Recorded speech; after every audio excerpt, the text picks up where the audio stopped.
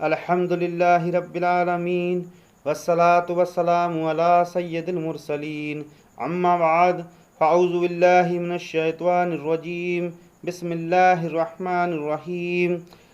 Baghdad شریف کا واقعہ ہم آپ کو پیش کرنے جا رہے ہیں، یعنی عراق بغداد کا ایک واقعہ۔ حضرت بشر حافظ رحمۃ اللہ تعالیٰ علیہ قبرستان کی طرف سے جا رہے ہیں، قبرستان کی طرف سے آپ کا گزر ہو رہا ہے۔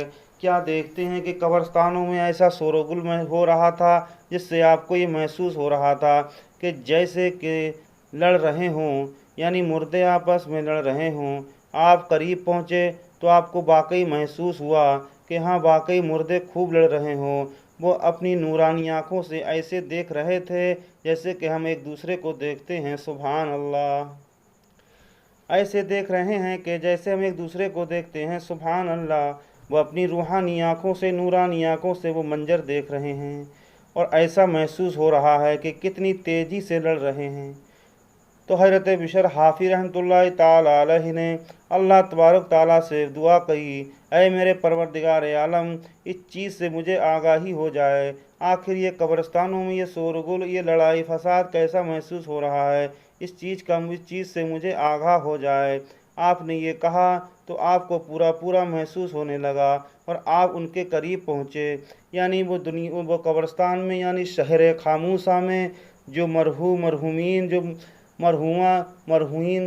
مردے آپس میں لڑ جھگڑ سے رہے تھے، ان کے پاس آپ پہنچے، اور آپ نے فرمایا، اے اللہ کے نیک بندو، اے اللہ کے بندو، آپ کیوں لڑ رہے ہو، اس کی وضاحت کیا ہے، آخر کیا وجہ ہے، مجھ کو بتائیے گا۔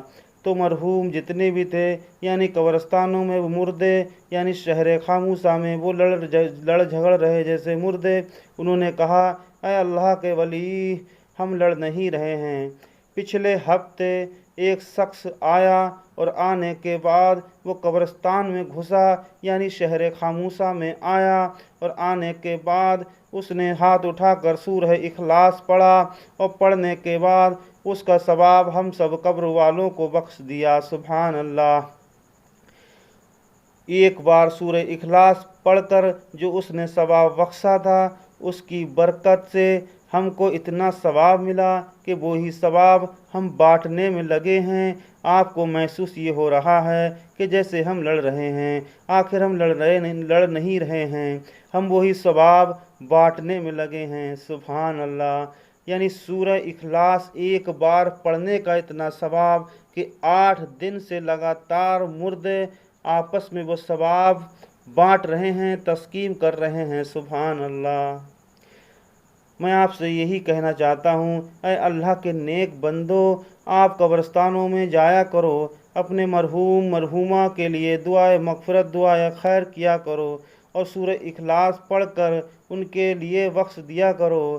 آپ کے پڑھنے سے آپ کو ثواب تو ملے ہی گا ہی، لیکن ان کا بھی بیڑا پار ہوگا، اور ان کا بیڑا پار کے ساتھ ساتھ آپ کا بھی بیڑا پار ہو جائے گا، سبحان اللہ۔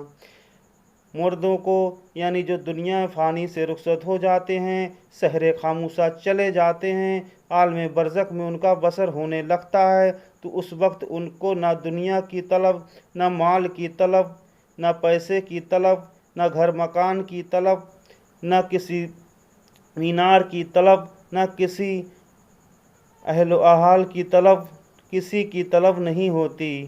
ان کو صرف طلب ہوتی ہے، تو وہ طلب ہے ان کے لیے دعائے مغفرت کرو، ان کے لیے یہی طلب ہے۔ آپ ان کے لیے سورہ اخلاص پڑھا کرو، آیت الکرسی پڑھا کرو، یاسین شریف پڑھا کرو، سورہ رحمان پڑھا کرو۔